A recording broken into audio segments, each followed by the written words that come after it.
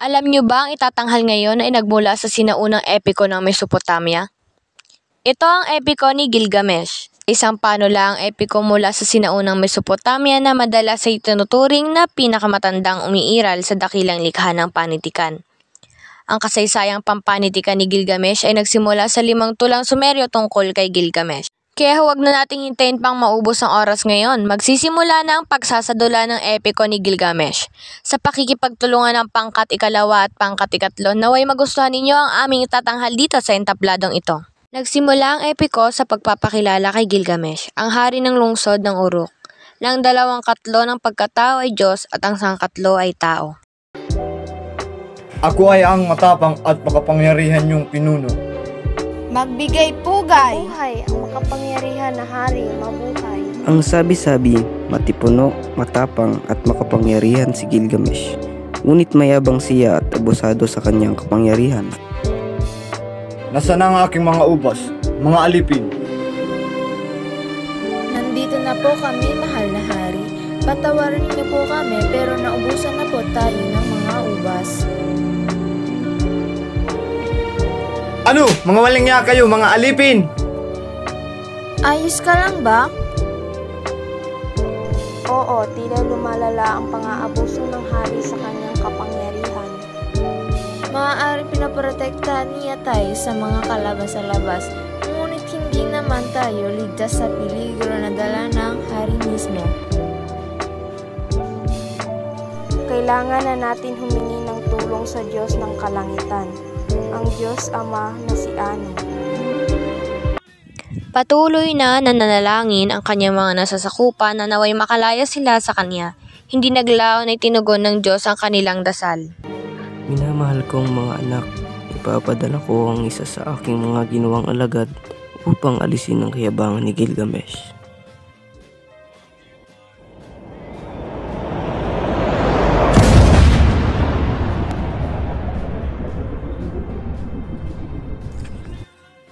Siya si Enkidu, na lumaking kasama ang mga hayop sa kagubatan.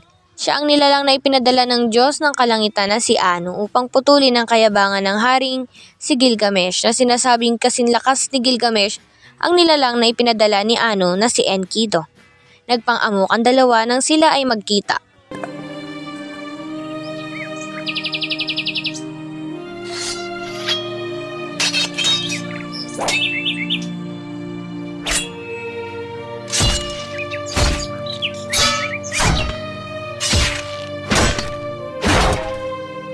Si Haring Gilgamesh ang nagwagi sa laban, ngunit sa bandang huli ay naging matalik na magkaibigan sila.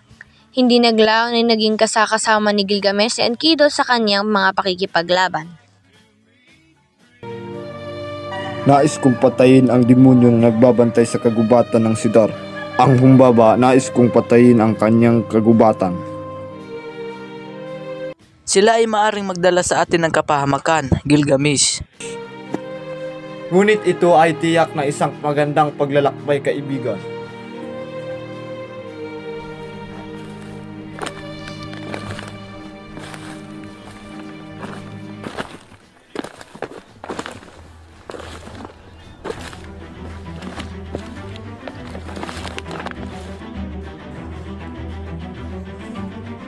Nandito na tayo sa kagubatan ng Sidar. Bakit kayo nandito? Nais ka namin paslangin, Humbaba!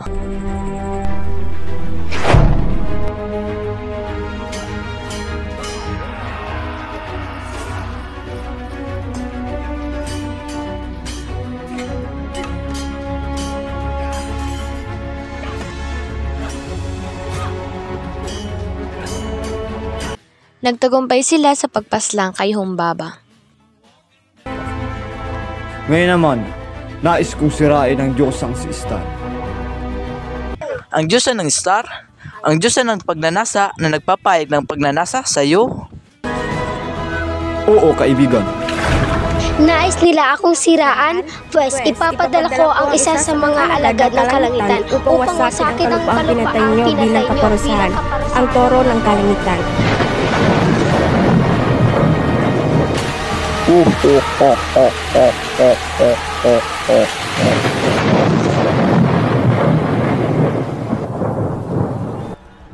Nagapini na Gilgamesh at Enkidu ang toro. Hindi pinahintulutan ng mga Diyos ang kanilang kawalan ng paggalang, kaya itinakda nilang dapat mamatay ang isa sa kanila.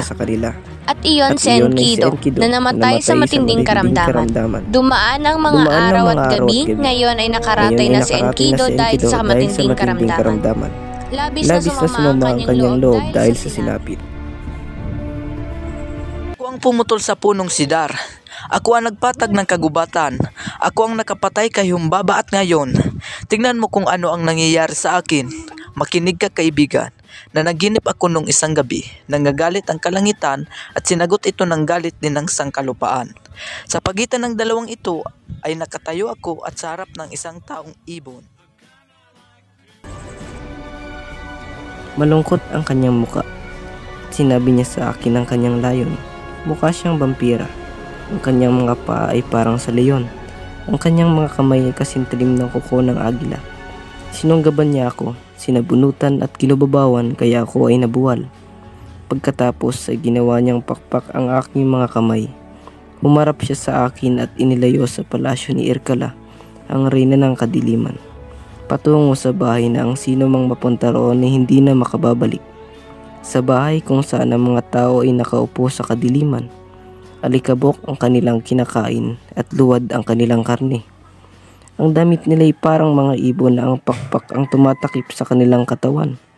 Hindi sila nakakakita ng liwanag kundi pawang kadiliman. Pumasok ako sa bahay na maalikabok. At nakita ko ang dating mga hari ng sandaigdigan na inalisan ng korona habang buhay. Mga makapangyarihan, mga prinsipeng naghari sa mga nagdaang panahon. Sila na minsay naging mga Diyos tulad ni Naano at Enlil ay mga alipin ngayon na tagadala na lamang ng mga karne at tagasalok ng tubig sa bahay na maalikabok. Naroon din ang mga nakatataas na pari at ang kanilang mga sakristan. May mga tagapagsilbi sa templo at nandun si Etana, ang hari ng Kish na minsay inilipad ng agila sa kalangitan. Nakita ko rin si Samugan, ang hari ng mga tupa. Naroon din si Ereshkigal, ang reyna ng kalaliman, at si Bilcheri na nakayoko sa harapan niya, ang tagatala ng mga Diyos at tagapag-ingat ng aklat ng mga patay. Kinuha niya ang talaan, tumingin sa akin at nagtanong, Sino ang nagdala sa iyo rito?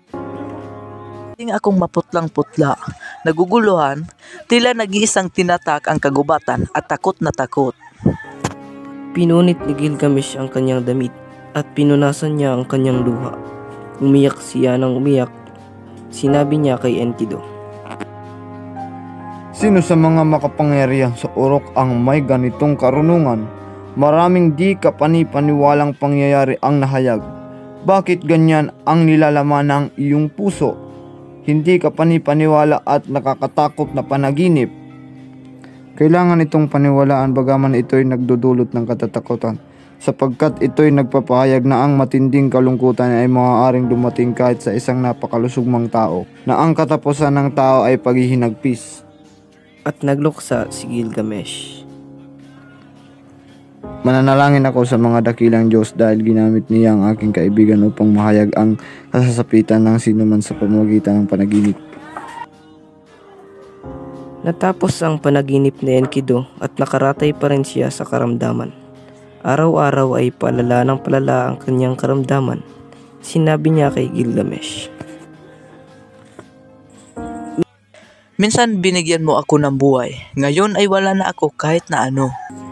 Sa ikatlong araw ng kanyang pagkakaratay ay tinawag ni Enkidu si Gilgamesh upang siya'y itayo.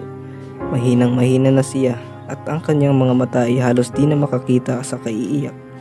Inabot pa ng 10 araw ang kanyang magdadalamhati hanggang 12 araw. Tinawag niya si Gilgamesh.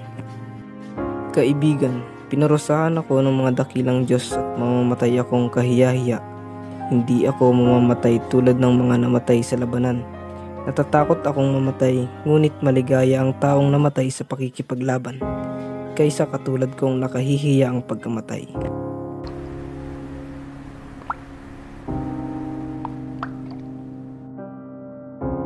Pinagluksa ni Gilgamesh ang pagkamatay ng kanyang kaibigan sa loob ng 7 araw at gabi. Sa huli, pinagpatayo niya ito ng estatwa sa tulong ng kanyang mga tao bilang alaala.